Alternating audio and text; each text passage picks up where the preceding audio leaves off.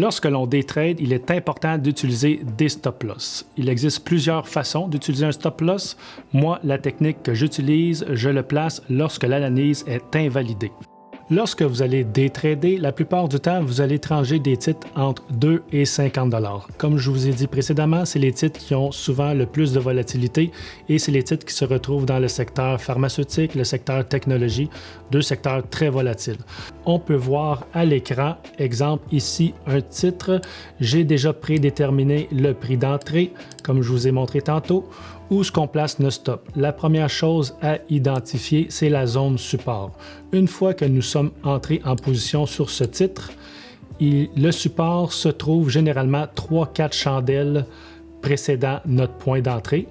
On trouve le creux et on se trace une ligne de tendance. Ça vient déterminer notre prix plancher, notre support du titre.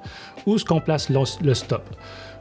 La technique que moi j'utilise, lorsque le support est brisé, généralement c'est lorsque l'analyse a été invalidée. Au fil des années, j'ai remarqué que lorsqu'on place notre stop quelques sous en bas du support, souvent on se fait stopper et le titre part à la hausse. Donc pour éviter cette erreur-là de débutant, je vous conseille fortement de placer votre stop 1% en bas du support.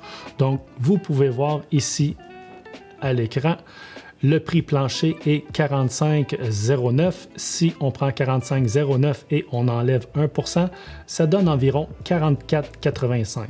Donc, vous pouvez voir qu'il y a quand même quelques sous de différence, plus qu'un 1 ou 2 sous.